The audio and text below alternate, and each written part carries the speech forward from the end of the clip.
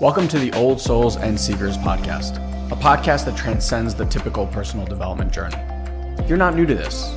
You've read the books, attended the seminars, and perhaps even tried various coaching programs, yet something still feels amiss. Elon and Guy have over 2 decades of relentless searching and $1 million invested in their personal growth quest. Here's the revelation. You're not missing anything. You're not even behind. You might have just been searching in the wrong places.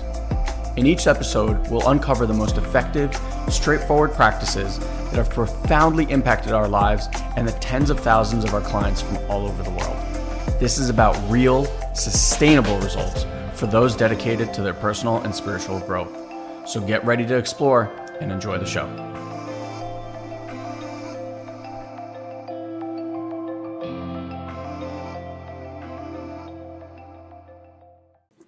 Good sir. Hello. Hello, sir.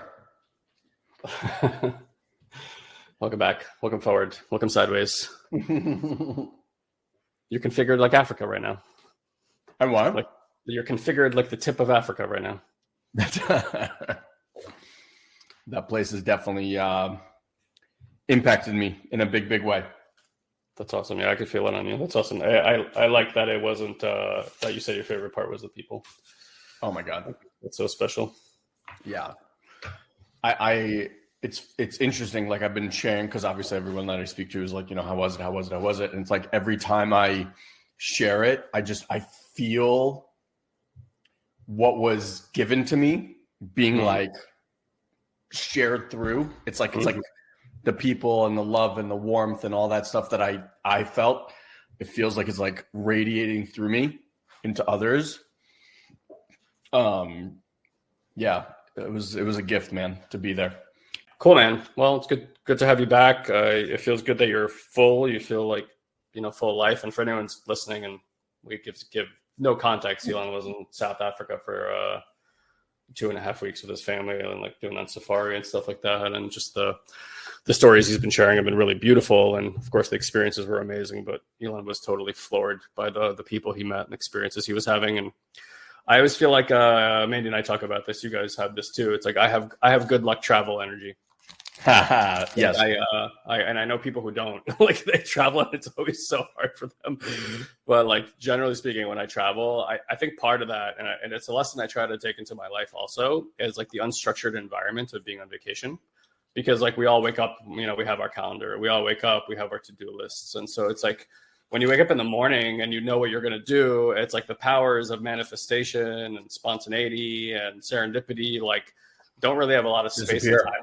Yeah, they don't really have a lot of space and time in our day. But when you're like on vacation, you're like kind of in this energy of like, I do what I do, like. Well, you're open, you're surrendered, you're allowing, it's this like curiosity, right? We talk about this all the time, like the childlike curiosity and wonder. When you're in a new place, everything is new.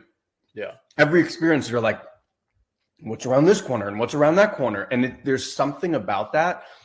And you're right. Like we wake up and, like, this is my day. I have to go to work and blah, blah, blah. I think you and I are honestly very, very blessed in the way that like the things that we do. Like, I don't know how any day is going to be in what we do, because when I sit with a prospect, or when we sit with our clients, or when we like, it's also emergent, that it's all new. Like every day I might do similar things, but like how it plays out and what moves through me and the other person is always new. I'm not like, I never show up to work. I'm like, oh, I'm so bored. I have to have another conversation with this amazing person. Like, but I get, for like someone's like, you go into this kind of linear world and job. Yeah, I can sense how it would be like very same old. And you're right, on vacation, it's not that at all. Yeah. I mean, monotony, right? And its nature is almost prison-ish. I'm still here. Can you hear me? Yeah. It showed me that you left the room though. I don't know why. Interesting. I can try to come in and out, but I don't know. Yeah, maybe drop out and back in. I broke the whole thing, didn't I?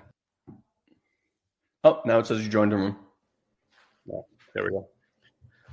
Can you make me just admin if I'm not? Mm-hmm. Yeah, I think in Shawshank Redemption, there's like a line that he says. He's like, prison life is a life of what's the word he uses? It's like, not rhythm is not the word he uses, but he basically says that it's like a life of sameness, and like in a way, there's familiarity in that and comfort, I suppose, right? Mm-hmm. Like the knowingness of it, but it seems to strip the magic away.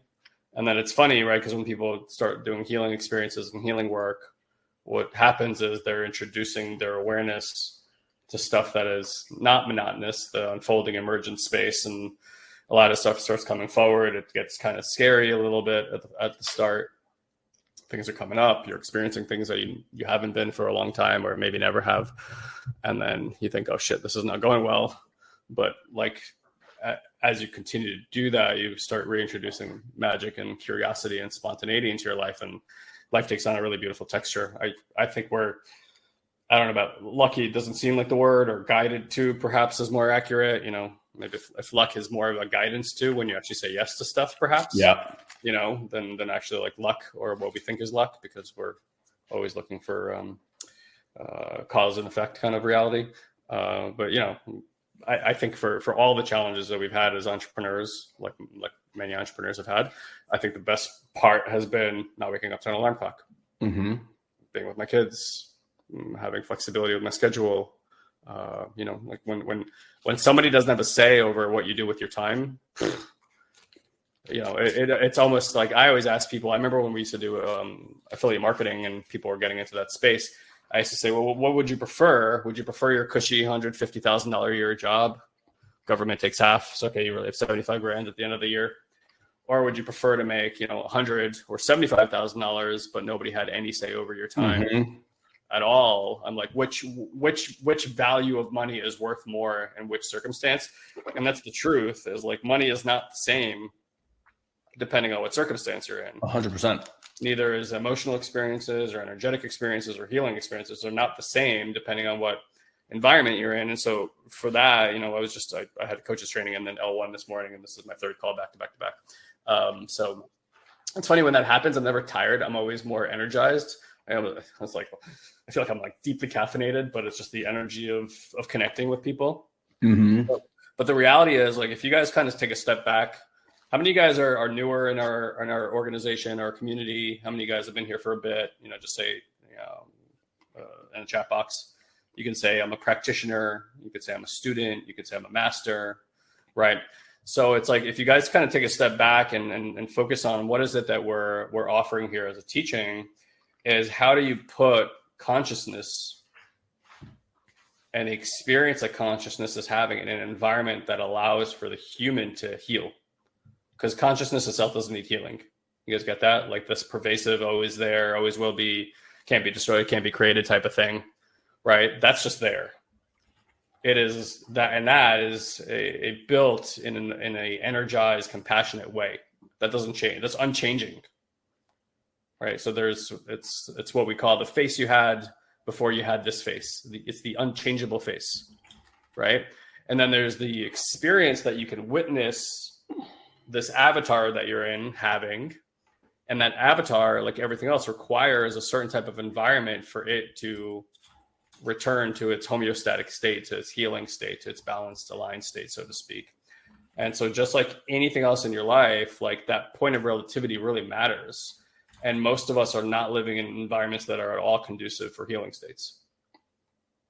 We're just not, we don't even know what that looks like. Yeah. So part of this work is teaching people, to the best that we can, the best we've been able to learn it, is how do you do that on a regular basis? How do you actually consciously choose to do spiritual energetic hygiene, bring the body back into rest, bring the body back into homeostasis? Because when you do that, the body just naturally heals itself. It unburdens itself of everything.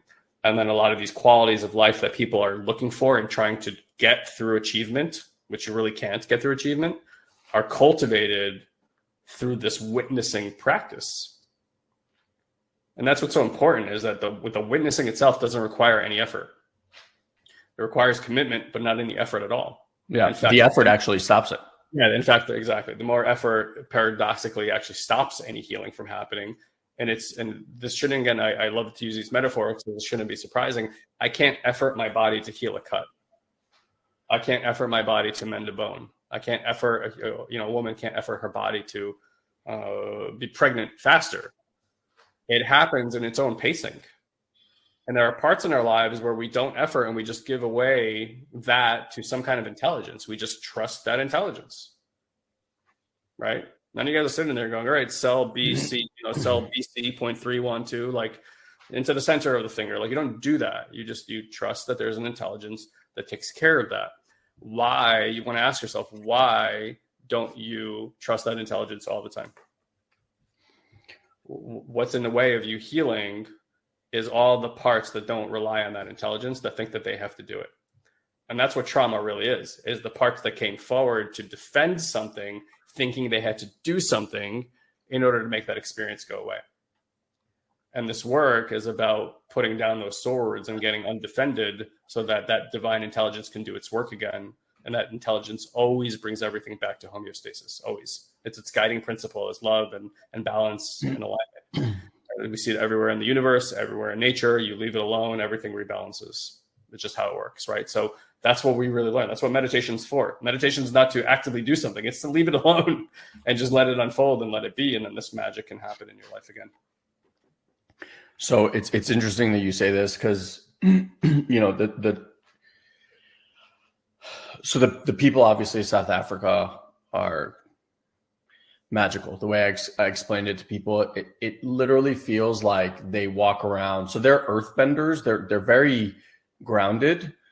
I think the land there, it's almost like I imagine people in Hawaii are also kind of that same, vibe. So that's kind of like the baseline. But more than that, they have this light that emanates from their hearts. And it's not like a fire that envelops you and is very like overpowering. It literally feels like they have this warm campfire light that just keeps inviting you in. And what's crazy to me, and this is the part that's really been, I just keep sitting with, and I'm just in awe. I didn't know, other than like knowing that South Africa went through, what was called apartheid, but in my world, like racism or discrimination or all that kind of stuff. Other than knowing that, I didn't know the intricacies and the details of it, right? Like Nelson Mandela, I learned about, knew about, and I've seen the movies and stuff like that. But when you're being walked around by a woman who lived through what happened there, and you're going to the museums and the sites and seeing all the things that a certain group of people in this country went through, as recently as 30 years ago. I mean, in 1994 was when Mandela first came into power. So exactly 30 years ago today. So it's in essence an incredible, like the youngest country in the world today is South Africa. Yeah. And they're very much going through their growing pains and figuring out, all that kind of stuff. As a Jew, when Jews went through the Holocaust and slaughtered and all that stuff, the things that happened in apartheid in South Africa were actually very, very similar. They used the same blueprint that Nazis used, and they just brought it to their country. But when I track Jews, there is a predominant fear state. And now obviously with everything happening in the world, it's I think almost like exacerbated, but there's this fear constantly within our lineage of being annihilated. And so Jews, at least, again, this is just my Elon's musings. I'm not saying this for everyone, right? Like, just roll with me on this. There's a feeling of fear and on alert for it happening again. Yeah. Do you know what I mean? Like, there's this thing that's kind of innately in us. It's certainly an undertone, and it has been verified that this is in existence for all trauma and all societies. Yeah. Yeah. So now I'm walking through this country, right? And again, I'm not saying they got things perfect by no stretch of the imagination. Their unemployment rate is sky high. The levels of poverty in the country are insane. South Africa is this incredible land of contrast in so many different ways. Having said that, though, these same people that were, I mean, the atrocities that were done to them and the things that they were put through. And when you walk the streets, the amount of love that is present in these beings, it almost doesn't even make sense. There's just something so beautiful. And I think Mandela actually had a lot to do with this because, you know, he came out and everyone thought that he was going to go and like fight the people that did this, and everyone's going to get behind him and they were going to like take down this other force. And he was like, I'm done fighting. There's no more fighting. South Africa is the only country in the world that gave up on their own accord their nuclear weapons. Wow. That's the level of we're not fighting anymore that they took a stand for. And something I think happened in what he brought through. And again, listen, I'm not saying the country's perfect and there's still, you know, crime and this and all that stuff, like, but that's everywhere. And they're still dealing with all sorts of issues. But my experience of the people were not of people that were hurt, not of people that were made wrong or stolen from or all that stuff. All I felt constantly, from cab drivers to bellhops to waiters to guides to drivers to literally any single person that I came in touch with, was this love. And for someone who, you know, like if you see, and I'm sorry that I'm going in this direction, but like if you see an animal, like a dog that's been beaten senseless, right? Like that when you go and interact with that animal, like they're skittish. Like every time you go to, they cower away and they, right. And, or they fight back or whatever it is. It's like, I expect this undertone of upset and discontent and like all that stuff. And there's none of it. Like I at all. And it was a revelation to be in a place where it's like, look, you and I are Israelis. We go to Israel and there's a feeling in Israel of like guarded and having to protect and being on high alert. And like Israelis are super warm and loving, and they'll invite you to their friend's wedding, you know, after meeting you at a cafe shop. Like it really is beautiful, but there's still this thing that you feel from Israelis, and they're like rough and, you know, they're just like had to be tough because of the nature. And this was so different. I'm like, how are you so open and loving and welcoming? And after the things that just happened to you, it was breathtaking, honestly, like amazing. That's incredible. Yeah. Yeah. It's so special. You know, it's going into different cultures like that. I you know, obviously Africa is the Endure pattern, right? The grounded energy of the planet. For those of you guys that are not deep into our work, it's some of the ways that we navigate exploring how different energies in the body work and stuff like that. So like you can think of every continent as almost like representing a chakra system.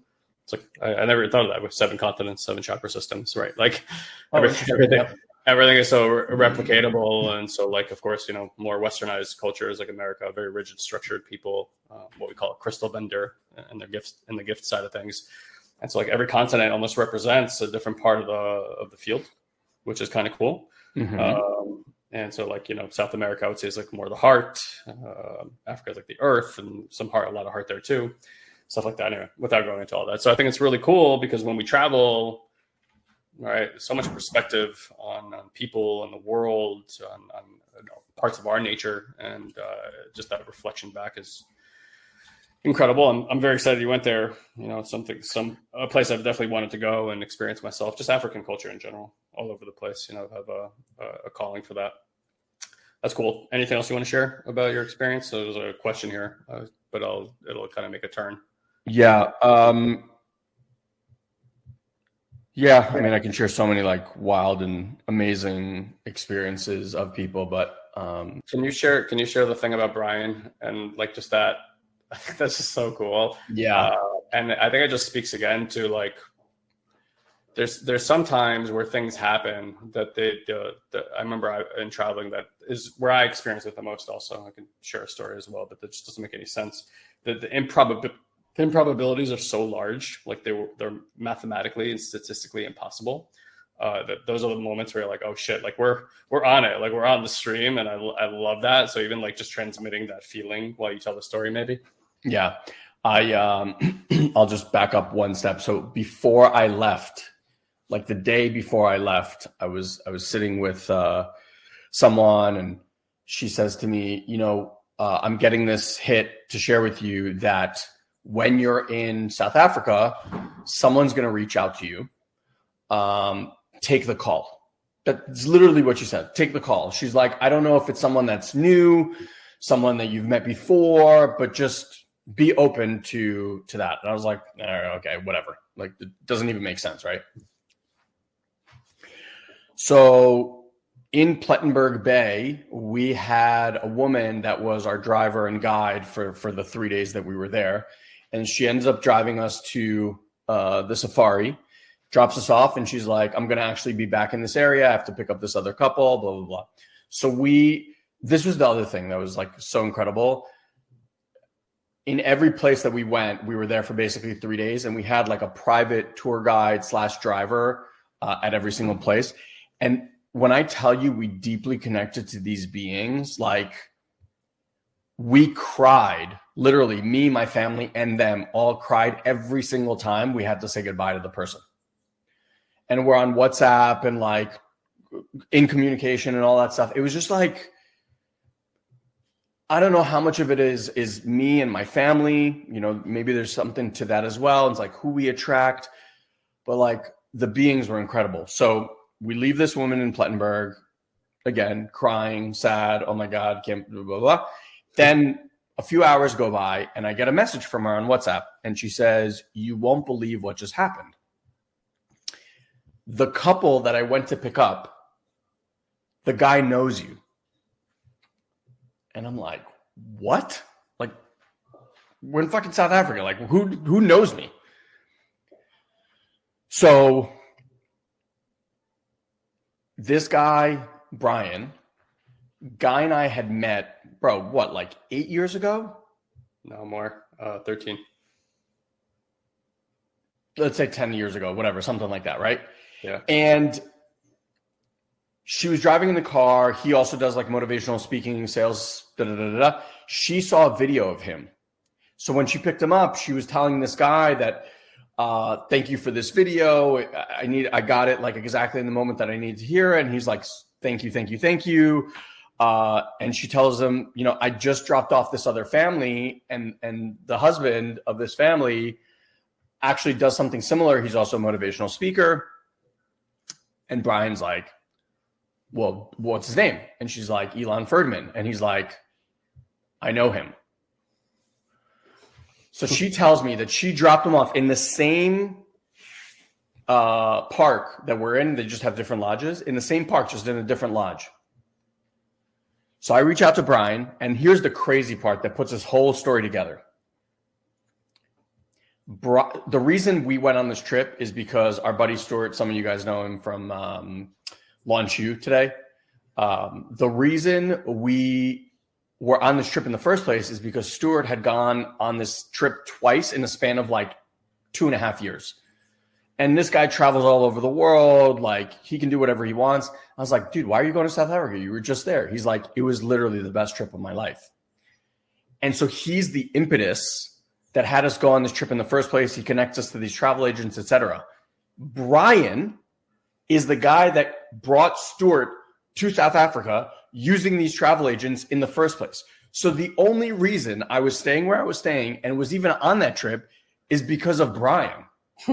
And lo and behold, he shows up at the exact place that I'm at. And it was mind-bending. So him, his wife, me and my wife, we ended up connecting and like meeting and having a conversation for 3 hours. It was incredible. And then here's the kicker. During that conversation, we're like, both of us looking at each other and going like, we're going to work together.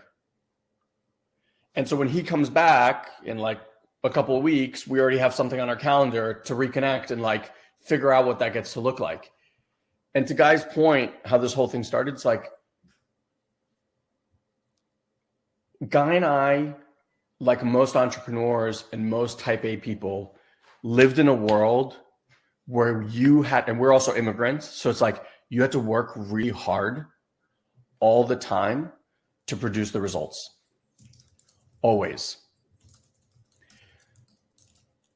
And it took us many, many, many years to realize that that's a very masculine energy, doer mode of getting things done. When we learn to incorporate the feminine side of things, which is allowing, receiving, creation, flow, all that stuff,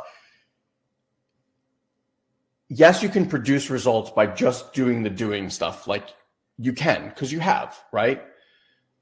And what we got to experience is that that's still somehow limiting because you're constantly in the driver's seat. You're the one that's like, this is what we're going to do. This is where we're going, et cetera. And so kind of like full circle on where this conversation started, you're cutting off the magic, the spontaneity, the curiosity, the allowing, because you're literally like a horse with its blinders on. You're like, this is where we're going. And so anything else cannot come into your purview. Now where we live, it's like we're in a constant state of flow and allowing and flowing and moving from this to that. And these are the kind of experiences that happen that just from me lock in like, wow, there's such magic and serendipity that's always around if we allow for it. And again, like you said, sometimes being on vacation and snapping out of it gives us that freedom, but it was a surreal experience. I mean, for all of us, like we sat there and we're like, can you even begin to connect the dots of what needed to happen in order for us to even know that the other person was there together at the same time? Like the amount of things, it didn't even make sense. And that's why I said to Guy when I came back, I'm like, how do you have these moments and not believe that God exists? Or like that some higher power or something is like, it's too impossible for it to just be like a coincidence, you know? Yeah. So yeah, it was stunning. Are you feeling inspired by these podcasts? Is this approach striking a chord with you? Imagine taking this journey even further with personal coaching from Guy and I, right from your own home on Zoom. Join us at our next live event. They happen quarterly. It's an accessible, cost-effective way to dive deep into these transformative practices, not just theoretically, but experientially. Attendees often share that they've experienced unprecedented levels of peace, support, forgiveness, and awareness. Remember, healing isn't just a mental exercise. It must be felt and released through the body. So here's a special gift just for you, our valued listener. Visit intuitivemind.live and use the coupon code OLDSOUL to receive 25% off your ticket. The Intuitive Mind event is unlike any other. So impactful that many participants return multiple times, some as many as 10, 12, even 15 times. Plus, once you register, we'll immediately send you a recording of a previous event so that you can start practicing right away. Don't miss this opportunity. Go to intuitivemind.live, secure your spot for our next live event using the coupon code OLDSOUL, and start your transformative journey today. Now, back to the show. I don't know, man. Just doesn't make any freaking sense. Yeah, and somehow makes all the sense. Yeah. I was going to tell the whole story, but I won't do that now. So yeah, that's awesome. Very, very interesting. Somebody asked here, John asked, I'm not sure what prompted that question, John. I appreciate the question though. Says he wants me to share about my childhood trauma with my dad and how I'm about that now. Are you in the healing process? So here's the thing. I'm just speaking to like healing processes in general. Like, I don't think we're ever not in the healing process. Okay. And again, I only say that because I like to just mimic what we can like see with our eyeballs as like what we can't see with our eyeballs, because like your body is in a constant state of healing. There's never a moment where your skin is not shedding itself, where cells aren't renewing themselves. And some bodies are more efficient at doing that. Some bodies are less efficient at doing that. I imagine the efficiency of the body's ability to do that is based, again, on the environment that you're putting your body into. If you are like, for me, right, like we live in a world today that's just doused with chemicals, right? If you don't know like the dangers of glyphosate or the dangers of eating non-organic food, like it's worth looking into because of what it does to your gut biome. And your gut biome is basically the central factor that's going to determine health or not health in your body. One of the most preeminent factors we can look at is gut health. So, you get to choose what environment you put yourself into. Now, if you're walking onto the world and you realize there's pesticides everywhere, or it's literal glyphosate, you're breathing it in, you're drinking it in water, fine. Okay. Like we can't go out there and, we're trying, right, to clean up the world a little bit at a time through wisdom and knowledge. But at the very basic, at home, you could create a sanctuary. So like, my home is a sanctuary. Like we don't use chemicals. We only use like natural things like vinegar to clean the house. And we don't expose my children to chemicals with pesticides outside. We eat organic food. Like, again, I can't control what restaurants are doing. I can control what I'm doing at home. So at the very least, I want to make sure that when I'm home, I'm in an environment that allows for our bodies to recuperate and heal from factors that I cannot control. So in the same token, like, your healing journey it has no beginning and no end, right? The beginning is, I guess, when you say, hey, I'm interested in this, and you start getting curious. The end, there's no end point.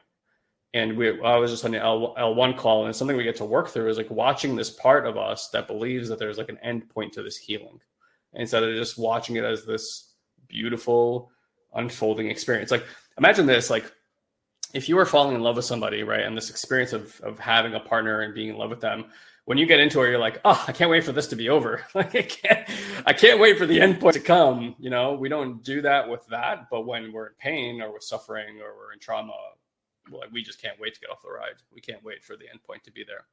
And something we need to ask ourselves is, like, besides the obvious sensational and mental experience of trauma versus love, right? Don't think we need to argue that one, but it's like, but what's the difference? When we scale down to there's just sensation in your body, there's just sensation in your body. Some sensations we've been conditioned to believe are great and you should have those. And then other ones that we're like, you don't want to have those, right?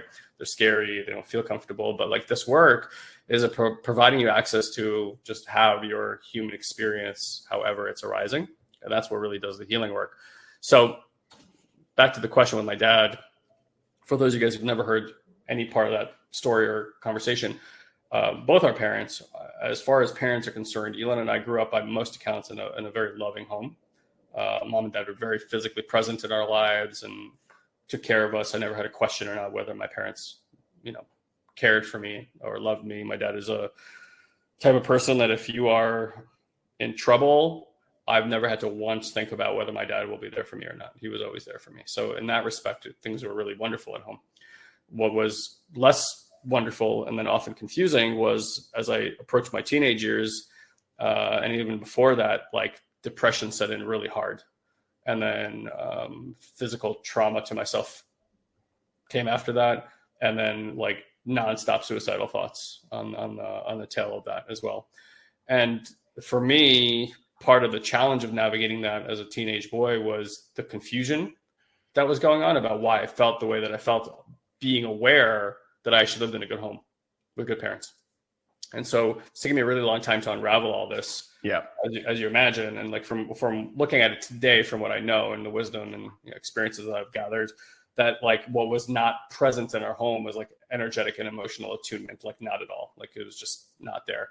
And little like passive aggressive or aggressive things that my parents would do that were causing trauma to the little boy who was feeling disconnected from mom and dad. And I won't go into all the examples here, but I'm sure a lot of you guys have had this at home too.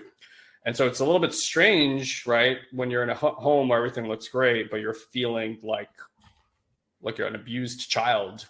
And, if you can kind of get into my world, imagine like the confusion I was in about what was going on and like the bind that it put me in. So there wasn't a lot of space for me to even have conversations about this. Like my family didn't know to the extent of what I was going through internally. I certainly didn't know how to share it. And I thought I was like broken and that everyone else was great and I wasn't. So this kind of just sets the stage. And so like my relationship with my dad becomes more and more contentious as like I go through my teenage years, sometimes even violent. And I got to this point with my dad where like I just couldn't be around him feeling safe at all. Like and so that went on for a while. And then we started doing personal development work. And, the gift that we had was that the transformation that I personally experienced, because I was the first person in my family to go, which has been a theme in our family. Like a guy always dives into the deep end first somehow. And then like everybody kind of does the similar work afterwards, which has been great. Like I get to wear a little badge of honor that I had the courage to go first. But like my dad and my brother and my mom all started doing personal development work around the same time. And so we had a lot of these like communication tools, mindset development tools, personal development tools to like navigate trauma that we were all holding in our family system for quite some time. And it doesn't matter how many conversations I had with dear old dad, this feeling, this energetic feeling that was between us never went away. It just never went away. And again, that's a metaphor for something we share here often about like, what are the limitations of personal development work? What are the limitations of managing and coping and understanding, right? Like you can get all that. And certainly like Elon said, it can lead to more success and a lot of other beautiful things in your life, but it doesn't get to the core of what's really going on because that's living in the unconscious parts of you. It's living in the body system, in your energetic spiritual construct. And it's being held together like scaffolding that's not being taken apart. And it doesn't really matter how much mindset work you do, the mindset work will not take apart that scaffolding. Because that scaffolding at its core, what it's trying to achieve is safety. And when you get around somebody that feels misaligned, that tension you're feeling in your body or even fear is your system trying to defend itself and protect itself to feel safe, right? And so I would get around my dad and I would get this experience inside of me that I didn't want to have, but would always happen no matter how many times I got around my dad. So again, so it's kind of setting the stage here. And even as we started doing this work, that wasn't going away. And what I eventually realized, and hopefully, John, this is what lends itself as a realization here and for everybody else as well, is that I suddenly realized that energetically, there is this unconscious need that hasn't been met by my dad. And not because my dad doesn't want to meet that need. He literally does not know how. Okay, he just doesn't have the capacity to do it. And it's not his fault. He just wasn't taught it, right? It's like if none of us were. Nobody's taught this, right? So it's like if your son was hungry and your dad needed to go out to hunt for food, but nobody taught him how to hunt for food, your dad couldn't meet the needs of like getting the kill to feed the child. The child goes hungry and the child's upset with the parent, right? All the things, all the downstream effects. The same thing. My dad didn't have the capacity to do this. And so I realized that when I got around my dad, there was this like need, and how it shows up energetically is this like this wanting, this neediness, right? And it sounds terrible, but it's a need, right? Like a requirement that the child has. And my dad wasn't offering me that, and conversation wasn't offering me that, and clearing work wasn't offering me that. And so what I eventually realized is if I keep going to my dad to get this need met, I'm just going to continue to be in disappointment and heartbreak.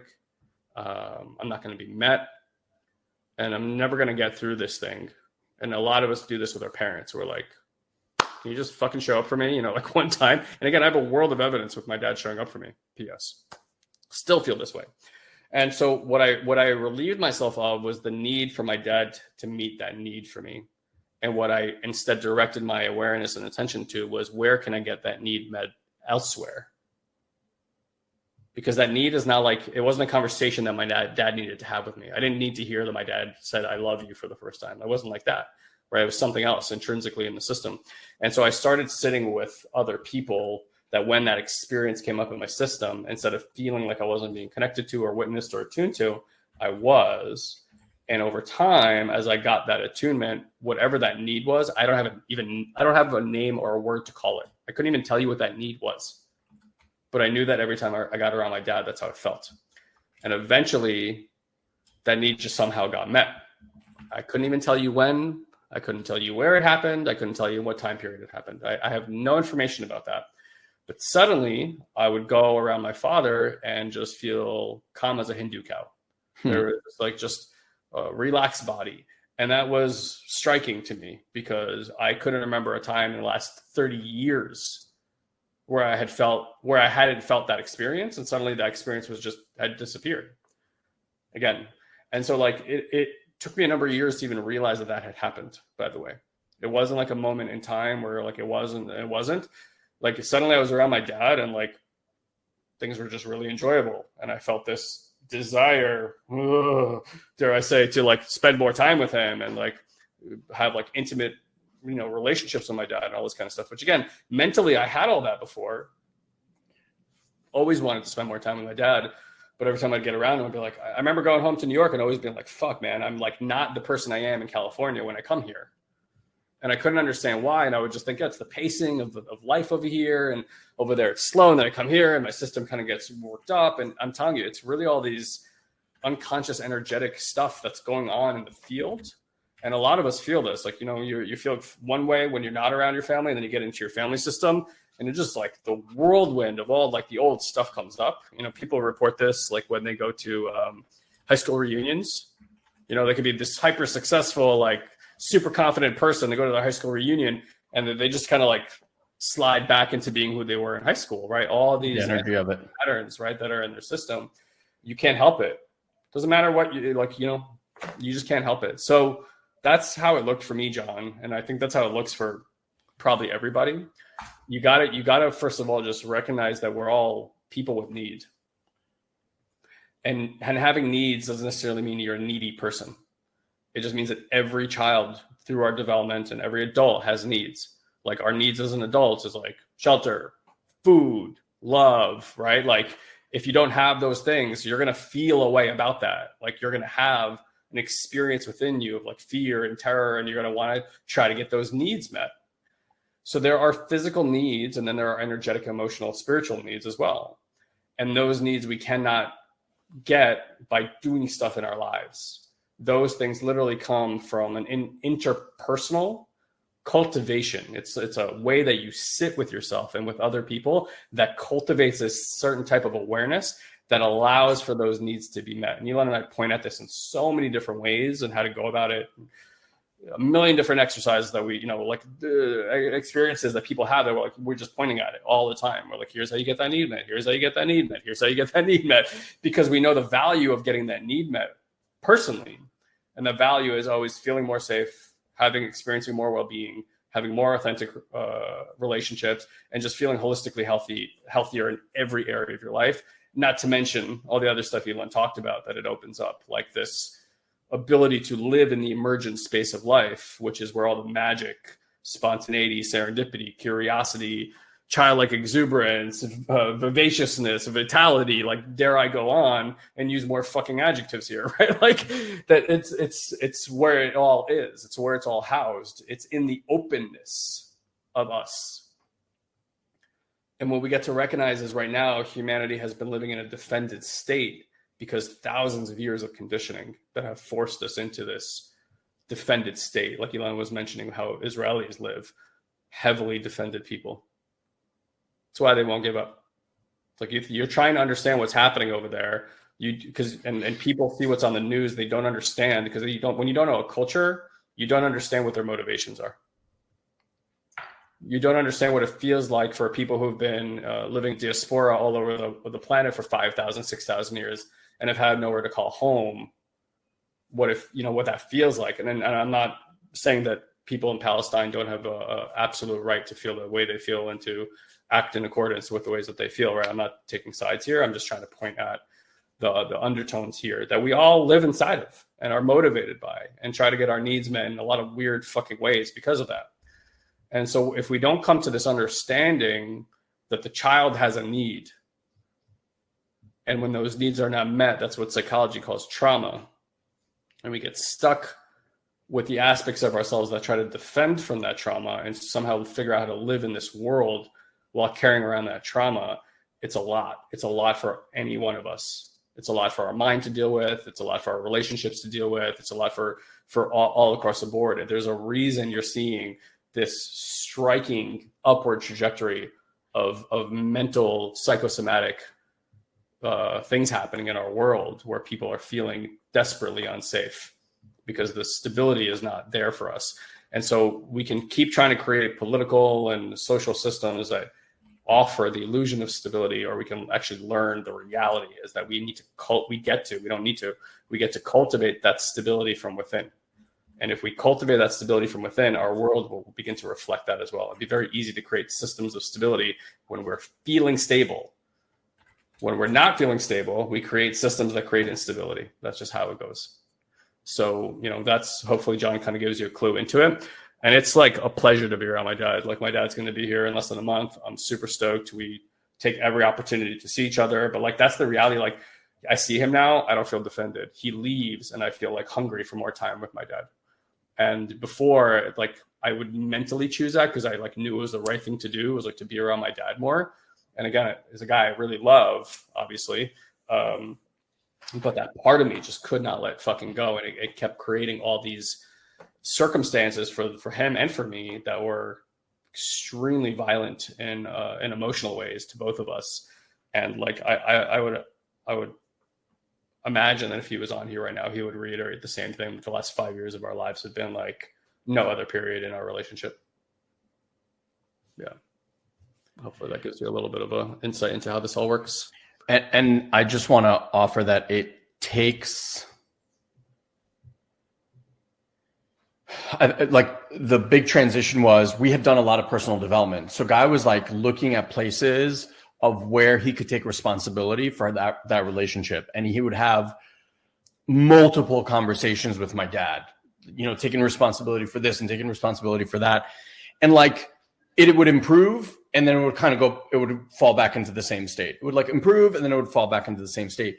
Because until what Guy's pointing to, until he started to deal with the energetics of it, the thing keeps happening. So if you think like when people do mindset work and they're taking responsibility and having those conversations, right, like that, reframing a situation or taking responsibility for the situation, it's like dealing with the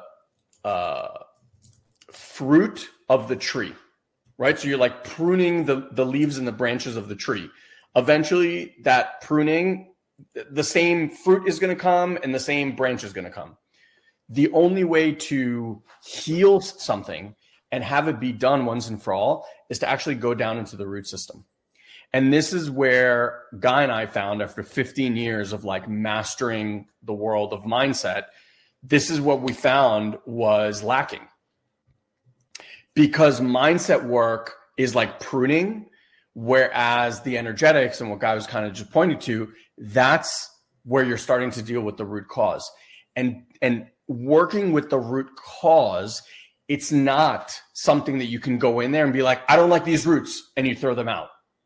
Like, it doesn't work that way. The root cause of every one of your issues has nothing, like, there's so much intertwined in that. The root cause created all of these structures and paradigms and protectors and managers and all these things. It's this cacophony of different things. So you saying like, I'm done with that, I want it out, that's not how this works. Root cause, the only way that it shifts is when you tap into this infinite awareness and you allow for the body's natural ability to move and release things in its own divine time. And so the premise of all the work that we do internally for ourselves daily, these are daily practices that Guy and I are doing, and those that we're training, people that go through our programs to do, the fundamental piece is safety. And safety is something that until you sit with another being who has cultivated that safety, that you can like borrow that safety. That's what allows your system to finally land in rest and digest instead of fight or flight.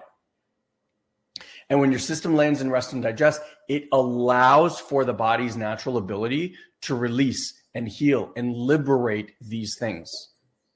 And as these binds begin to loosen and release, something new shows up. Something new shows up in your relationship. Something new shows up in your health. Something new shows up in your career. Something, right? Like, but it's not something that you can go with the mind and go, I want this thing to move. I want this thing gone.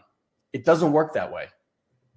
And so this is the part that I think a lot of people struggle with, is because in the mindset world, you're like, I'm going to work on my relationship with my mom. And that's the only thing you do, not realizing that your relationship with your mom is intertwined with about a million other things. Mm. The reason your relationship with your mom is the way the relationship with your mom is not because just the relationship with your mom. It has to do with a million other things that happened. And imagine like that relationship gets to shift and change, not through you wanting that thing to change or telling mom to stop being this way, or you're like, oh, I'm going to stop being this way. It's not that. There's just this energetic signature that mom keeps highlighting in your system over and over and over and over and over again.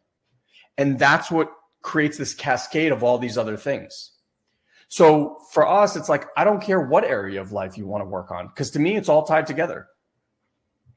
What Guy did was he created safety in his own system.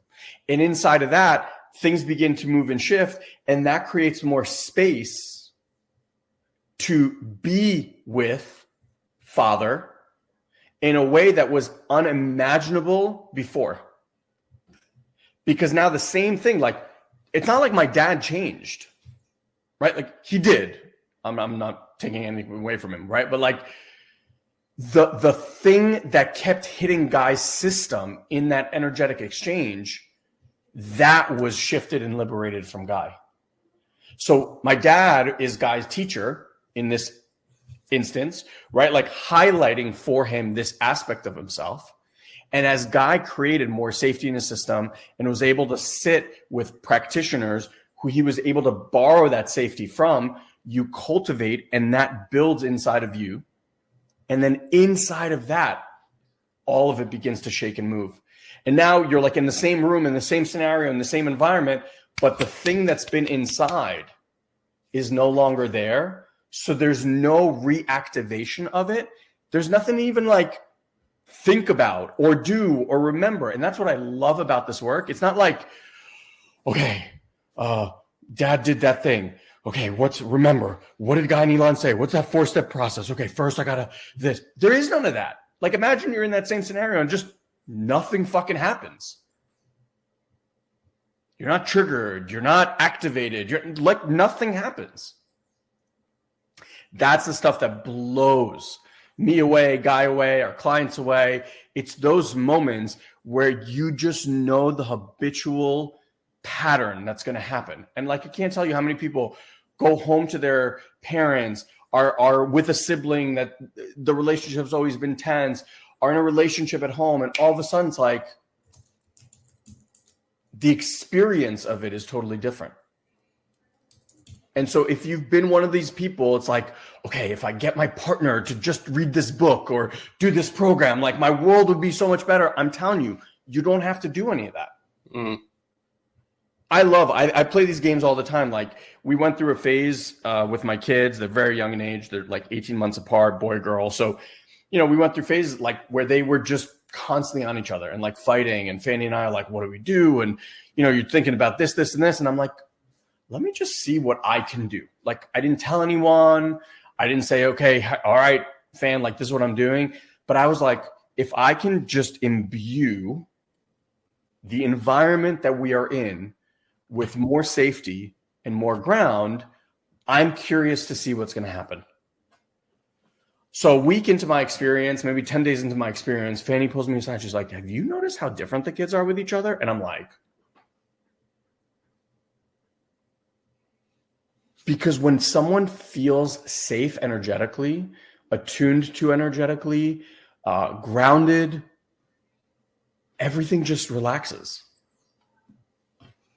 you've seen parents and of either kids or pets, right? And it's like when a person has an anxious system, the kids around them are anxious. The animals around them are anxious. But there's other people like Cesar Millan. I don't know how many of you guys remember the dog whisperer, right? Like he walks into these homes where the dog's like going crazy, and he just sits with the dog, and all of a sudden the dog is like, he wasn't training the dog. He's just energetically attuning to it so differently that the animal just behaves totally different. So the trauma that you're pointing to, John, and I'm sure you're asking because it kind of resonated for you, and maybe you have that thing happening with your father as well. I'm telling you, whatever you've tried to do to work on it, quote unquote, it's not that you've been doing something wrong. What I see is people are just looking in the wrong place. And so the effort and the desire and the want, it doesn't matter how much you have it. If you're looking in the wrong place, it cannot possibly create the healing that you want. Everything that you guys want in your life stems from inside. Every single thing. It has nothing to do with them. And it also has nothing to do with your programmed thoughts about it, which is where people mostly get stuck because they're like trying to reframe the story about mom, the story about dad, the story about the relationship, the story. It's like that's moving dust on the table from one place to the other. It doesn't have a long lasting effect. But like you go down to the root system and you figure out the energetic ties that are like holding it in place, and that shifts, and then you're liberated. It's free. Here, here. All right. Thank you all. Love you guys. Here. Love you. If we can support you in any way, reach out, and we'll see you back here next week. Thank you, dear one, for choosing to share a bit of your day with us. We value you greatly. And as a way to give back and help you to deepen these practices, we want to invite you to join our incredible community on Facebook. You can do so easily by going to joinoldsouls.com and ask for an invite. This is our private community where old souls and seekers are able to grow and share their journey with others. We hold exclusive weekly live streams, we answer your personal questions, and offer valuable insights that we won't be able to share here on the podcast. So again, just head to joinoldsouls.com and grab your invite today. And as always, if you enjoy this podcast, please head to iTunes and leave us a review. It's the only way other people can find this show. So if it's making a difference in your life, please share the love. Until we meet again, have an amazing week, dear one.